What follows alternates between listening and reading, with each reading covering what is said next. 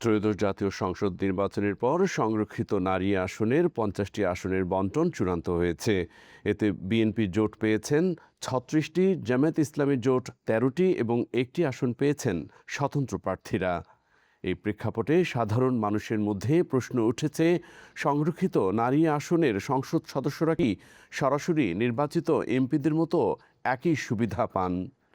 আইন অনুযায়ী সংরক্ষিত ও সরাসরি নির্বাচিত দুই ধরনের সংসদ সদস্যই সমান মর্যাদা ও সুবিধা ভোগ করেন। সংসদ সদস্য পারিশ্রমিক ও ভাতা আদেশ ১৯৭৩ অনুযায়ী তাদের ভাতা ও সুযোগ সুবিধায় কোনো পার্থক্য নেই। একজন সংসদ সদস্যের মূল বেতন ৫৫,০০০ টাকা।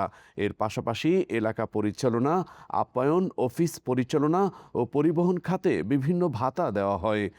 পরিবহন খাতে মাসে প্রায় ৭০,০০০ টাকা পর্যন্ত সুবিধা রয়েছে, যা জ্বালানি ও গাড়ি রক্ষণাবেক্ষণ সহ অন্যান্য ব্যয় কভার করে।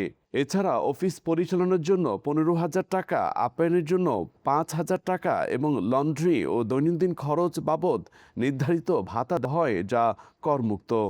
সংসদ সদস্যরা বছরে নির্দিষ্ট পরিমাণ ট্রাভেল ভাতা, অধিবেশন ও কমিটি সভায় উপস্থিতির জন্য দৈনিক ভাতাও পান।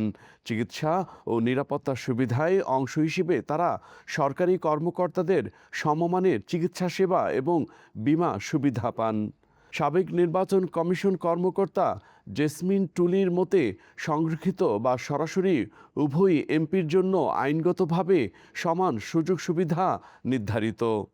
বিশেষজ্ঞরা বলছেন, সংসদ সদস্যের মর্যাদা যেহেতু একই, তাই সংরক্ষিত নারী আসনের এমপিরাও সমান বেতন ভাতা ও রাষ্ট্রীয় সুবিধা পান, যা সংসদীয় কাঠামোর একটি অংশ।